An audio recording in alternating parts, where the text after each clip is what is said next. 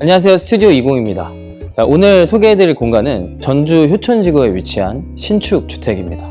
이번 현장은 집 앞에 펼쳐진 공원의 풍경을 어떻게 일상 속으로 끌어올 수 있을지에 대한 고민에서 시작된 프로젝트였습니다. 이 폭포와 산책로가 있는 공원을 특별한 장면으로만 소비하기보다 아침에 일어나고 쉬고 머무는 시간 속에서 자연스럽게 마주할 수 있는 집을 원하셨거든요. 이 주택은 2층 주택의 복층 구조로 각 층마다 명확한 기능과 라이프 스타일이 드러나고 있습니다.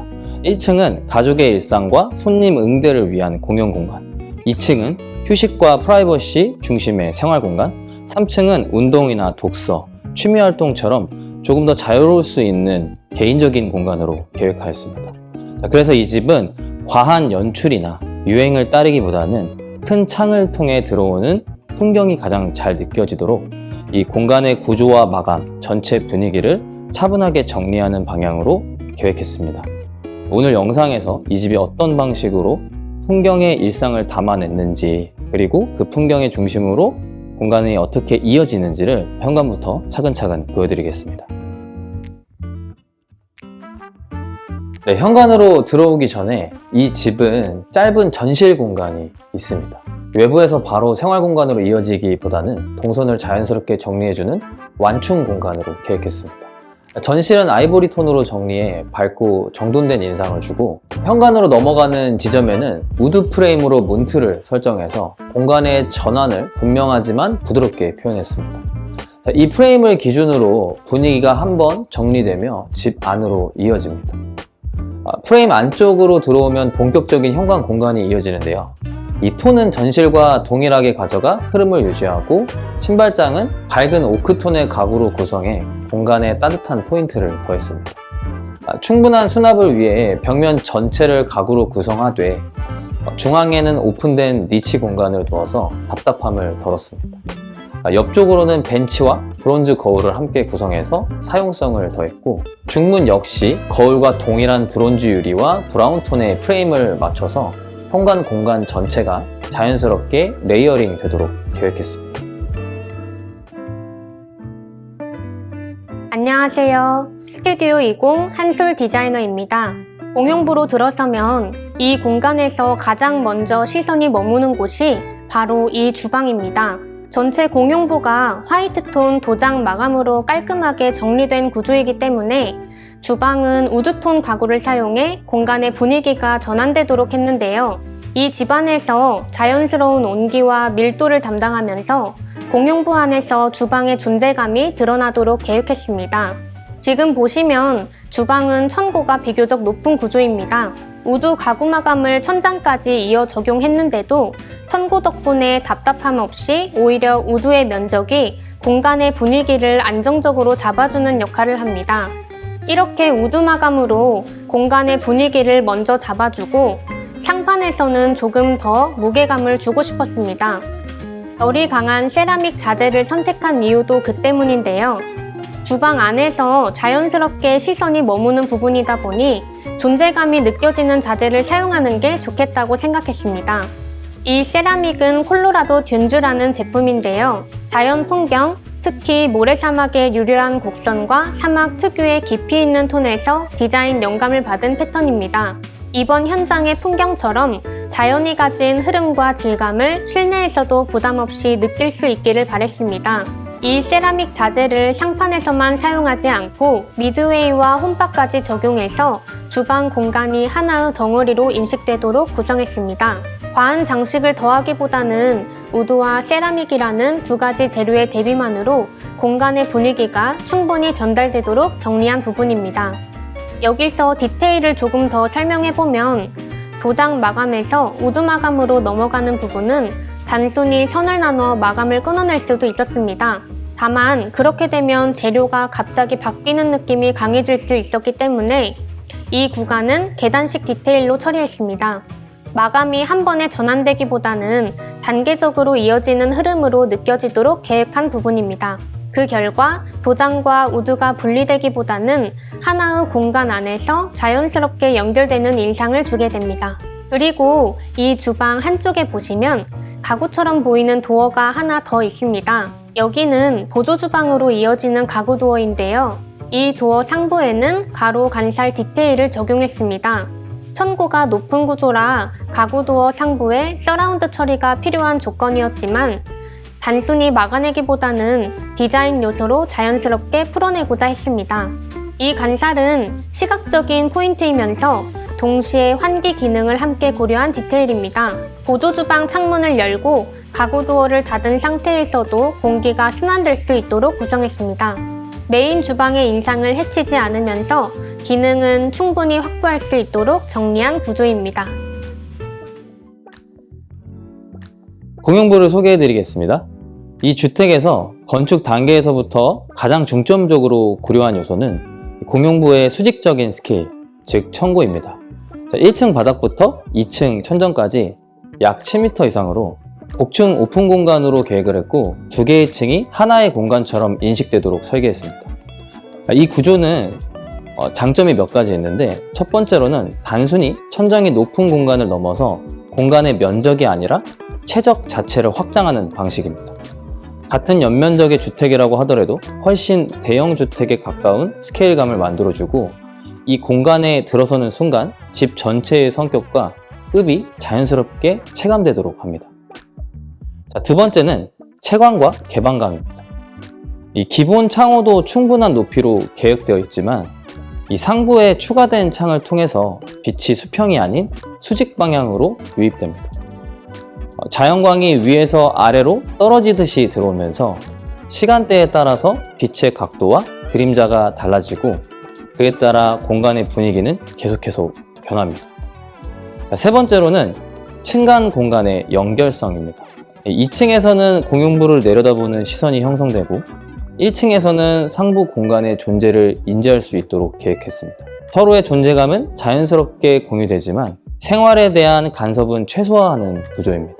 이런 구성은 대가족이 거주하는 고급 단독주택에서 자주 활용되는 방식으로 개인의 프라이버시는 지키면서도 가족 간의 연결감을 유지할 수 있는 공간 구성입니다. 자, 이 공용부에서 중요한 역할을 하는 요소가 바로 계단입니다. 계단 역시 단순한 이동 수단이 아니라 이 높은 천고에서의 개방감을 유지하면서 구조적 안정성을 동시에 고려해야 했습니다. 계단 외측에는 유리 난간을 적용해서 좀 개방감을 주었고 이 계단 내측에는 벽체를 세워서 안정적인 동선을 확보했습니다.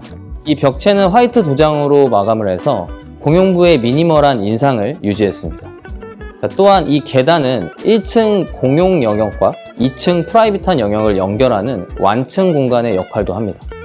계단을 오르는 과정에서 공간의 분위기가 점진적으로 변하도록 계획했고 계단이 꺾이는 지점부터 바닥 마감재가 오크톤의 광폭마루로 전환되면서 자연스럽게 개인 공간으로 진입하고 있다는 인식을 제공합니다. 이 벽과 천정 마감의 연속성을 유지하되 바닥의 색감과 질감만으로 공간의 성격이 부드럽게 전환되도록 했고 그에 따라 보다 따뜻하고 안정적인 분위기가 형성됩니다. 이러한 마감의 변화는 공간을 인위적으로 나누기 위한 장치가 아니라 공용부에서 개인 공간으로 이동하는 흐름을 섬세하게 안내하는 설계 요소입니다. 이제 2층으로 올라가면서 주택에서 가장 프라이빗한 공간들이 시작되는데 그 중에서도 가장 개인적인 영역인 안방부터 살펴보겠습니다. 이 안방은 가구나 마감보다도 창밖으로 보이는 백로공원의 풍경을 중심에 두고 계획한 공간입니다.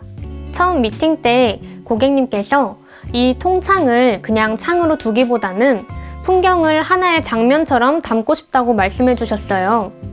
그 이야기가 이 안방의 출발점이었습니다. 그래서 통창은 벽면 안쪽으로 정리해 마치 액자 프레임처럼 보이도록 구성했고 창 아래에는 윈도우 시트를 만들어 잠깐 앉아서 풍경을 바라볼 수 있는 자리를 마련했습니다. 침실 안에 있지만 지나치는 공간이 아니라 머무를 수 있는 공간이 되길 바랬습니다. 이 윈도우 시트 아래는 전부 서랍 수납으로 구성되어 있어서 보기만 좋은 공간이 아니라 일상적으로도 자주 쓰이게 되는 구조입니다. 침대 헤드와는 기역자 형태로 연결해 침대, 창, 수납이 따로 노는 느낌 없이 하나의 흐름으로 이어지도록 했고요. 창 옆에는 책장을 배치해서 아침이나 저녁에 잠깐 앉아서 책을 읽거나 밖 풍경을 보며 쉬어갈 수 있는 공간으로 활용할 수 있습니다. 침대 헤드부터 윈도우 시트, 책장까지 가구 전반에는 우드 엣지를 포인트로 적용해 재료가 자연스럽게 이어지도록 했습니다. 이 덕분에 창과 가구가 하나의 프레임 안에 담긴 것처럼 보이도록 한 부분이에요. 안방에서 부족해질 수 있는 수납은 안쪽에 드레스룸을 따로 두어 분리했고, 그 덕분에 안방 자체는 더 차분하고 정돈된 인상을 유지할 수 있도록 했습니다. 이 안방은 잠만 자는 공간보다는 풍경과 생활이 자연스럽게 어우러지는 공간입니다. 시선도 동선도 복잡하지 않게 이어지면서 하루의 시작과 끝을 차분하게 보내기에 좋은 안방으로 완성되었습니다. 2층 욕실입니다.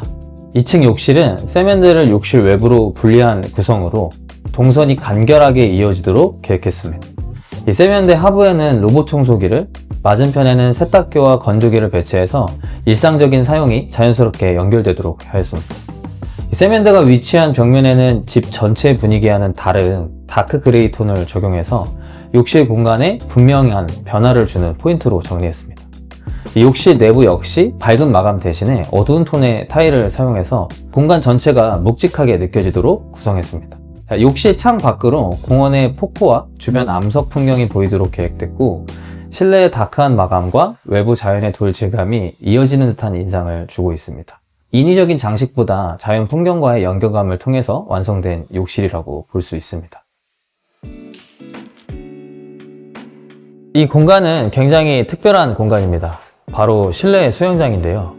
고객님이 개인적인 로망 중에 하나였고, 계절에 상관없이 언제든지 수영을 즐기길 원하셨습니다. 특히 창 너머로 공원의 자연 경관이 그대로 보이는데, 계절이 바뀔 때마다 전혀 다른 풍경을 마주할 수 있다는 점이 이 공간을 더 매력적으로 만들어주는 것 같습니다. 다만 실내 수영장을 계획하신다면 반드시 알고 계셔야 할 몇 가지 주의사항이 있습니다. 먼저 가장 중요한 부분은 구조와 하중입니다. 수영장은 인테리어로 해결할 수 있는 문제가 아니고, 건축 설계 단계에서부터 구조 계산을 통해 물의 하중을 충분히 버틸 수 있도록 설계되어야 합니다. 두 번째는 방수와 배수입니다.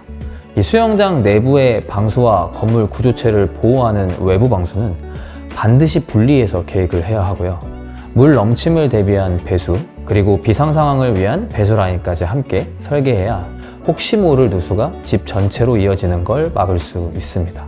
다음으로는 전용 제습 시스템입니다. 일반적인 전열 교환기로는 수영장의 습기를 제어할 수가 없고, 반드시 수영장 전용 제습기가 필요합니다. 이 벽과 천장은 외단열로 계약하시는 게 좋고, 창호 역시 3중 유리와 단열 프레임을 적용해서 결로를 최소화하셔야 됩니다. 또한 금속 마감은 부식 우려가 있기 때문에 습기에 강한 마감재를 사용하는 것이 중요합니다. 이런 부분들을 놓치게 되면 곰팡이, 창 결로, 마감재 부식 같은 것에서 자유로워질 수가 없습니다. 실내 수영장은 멋만 중요한 공간이 아니라 설계 단계에서부터 준비를 잘해야 하자를 막을 수 있습니다. 이제 마지막으로 이 옥탑 공간을 보여드리도록 하겠습니다. 이 옥탑은 이 집에서 가장 용도가 분명하지 않은 곳입니다. 이 헬스, 독서, 취미, 캠핑처럼 여러 활동을 자연스럽게 이 공간에서 사용할 계획이고요. 이 처음부터 하나의 용도로 규정하기보다는 이 생활 방식에 따라서 자유롭게 바뀔 수 있는 공간으로 생각했습니다. 그래서 이 공간은 무언가를 보여주기 위한 연출보다는 편하게 쓰는 걸 가장 중요하게 생각했고, 어떤 날은 운동을 하다가도 어떤 날은 책을 읽고 취미 공간으로 자연스럽게 바뀔 수 있게 만들었습니다. 벽은 도배 마감으로 정리를 해서 전체적으로 부담 없이 깔끔하게 구성했고, 이 바닥은 운동기구 사용을 고려해서 이 헬스장 전용 탄성 고무 매트를 사용했습니다. 무게가 있는 기구를 내려놓거나 이 위에서 좀 많이 활동을 해도 소음이나 충격 부담이 적은 마감입니다. 이 블랙톤의 매트는 별도의 장식을 하지 않아도 공간이 정돈되어 보이는 것 같습니다. 덕분에 용도가 바뀌어도 공간의 분위기가 크게 흐트러지지 않는 그런 옥탑층을 만들었습니다. 이번 현장 어떠셨나요? 공원 앞에 위치한 신축 주택을 함께 살펴봤습니다. 단독주택이라는 게 풍경에 맞게 건축하고 창을 설계하는 조경적인 측면과 건축주가 요구하는 라이프 스타일과 동선을 이 내부에서 설계하는 인테리어적인 측면, 이 두 가지의 조화가 굉장히 중요한 것 같습니다. 이 내외부가 하나가 되면서 각 층의 역할이 분명한 집, 각 층의 프라이버시는 지키면서 공용부로 초점이 맞춰지는 집, 이 단독주택만이 가질 수 있는 이야기가 있었던 집이었던 것 같습니다. 다음에 저희는 또 좋은 공간으로 찾아뵙도록 하겠습니다. 지금까지 스튜디오 20이었습니다.